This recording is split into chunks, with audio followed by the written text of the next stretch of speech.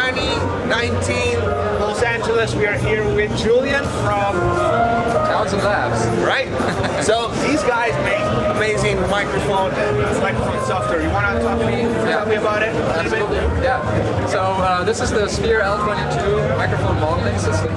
So it consists of the microphone itself, which we make. It's a very high precision dual channel FET condenser microphone. All right. And the other half of it is the plugin that we see right here, which runs either natively on your DAW, any AAX, AU, VST, supporting DAW, or it also runs on Universal Audio Apollo and Arrow platform. So with these two paired, what it allows us to do is very accurately model the full 360-degree response of sought-after vintage microphones. Right, this is what I heard. This is why I stopped here to you guys, because I heard so many great things about your software, and I just wanted to feature it. Tell me what is the modeling? Tell me what models you have, and how the tech works. Sure. So let's go over here. So this is what it looks like. Right now it's running in the Universal Audio console app. So, and the benefit of that is it gives us guaranteed low latency performance no matter what. But we're not exclusive to the Apollo. It's actually, it works with any audio interface and any DAW. At the moment we have over 20 different microphone models in the collection already, and it's a growing collection. So we'll be releasing updates with more models to come. So what kind of processing you use for modeling? Is like anything to do with impulse response or something like that? Not quite. It's called spatial filtering, and we have a patent on that. Chris Townsend, the founder of the company, he is really into modeling, and whether it's guitar amps or microphones, and he has developed this method where we actually can look at where the sound is coming from. So the microphone, because it's a dual channel capsule, it knows where sound is coming from. And we have a visual representation of that in the plugin.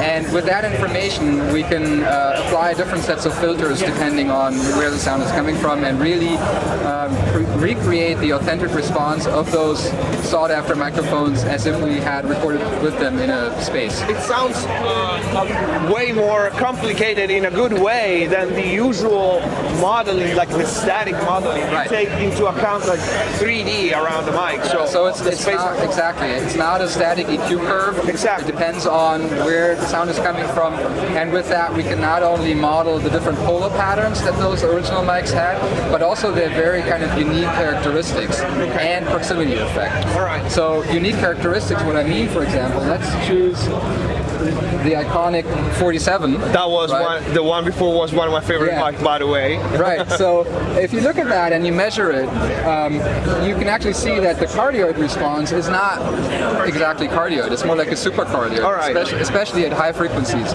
So in order to replicate that, we need those two channels. We need the front and the back of the mic. Yes, you do need two mic inputs for that, but once you've gone through the modeling, we get a mono signal just like any conventional mic. Okay, awesome. So, and something that I heard, I don't know if it's true, you can change polar pattern after the recording? Yeah. So we can monitor and audition through the plugin at guaranteed low latency performance with the Apollo.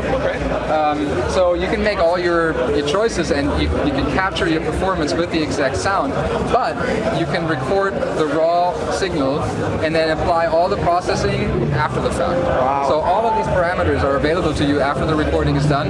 That means that can also be automated, right? So you can go in and choose one particular model on a singer in a verse, and then switch to something completely different. That's exactly what I was thinking about, first thing. And tell me something about the hardware itself. It's a dual capsule mic, you said, right? Yeah. It's a fat mic? Yeah, so it's a solid state, it's not a tube mic. We are modeling harmonic distortion of the vintage tube mics that we're modeling. Basically everything except flipping. So, it's not going to be the same when you flip it, but that's kind of a special use case. And you also get the guaranteed sort of low noise performance of a 2019 production microphone. So when you switch to a ribbon microphone, for example, it's not like all of a sudden you get like 20 dB less gain and more noise. It's all normalized low noise, but we are modeling harmonic distortion that a tube circuitry would add. Awesome. What's the price? It's $1,500, $1,499 US. Okay, cool. And it's available right right now. It's available right now. It's in stock, and it includes these 20 microphone models right away. The plugin is actually available for free, so anybody can go to our website, townsendlabs.com. All you need to do is create an account, and you can download the plugin as well as pre-recorded session files. Actually, exactly the same thing that I'm running here. So you can familiarize yourself with the plugin. You can play with it. Also, once you buy the mic, you can send your files to a mix engineer. They can download the plugin and they can do all the processing in their environment. Silly question. Can the plugin itself be used with other tracks?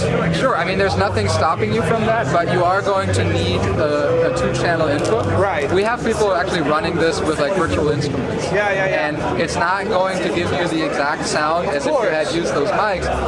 If it gets you a good result, by any means, why not That's try it? what I'm thinking. Is already a nice creative tool, regardless. So why not?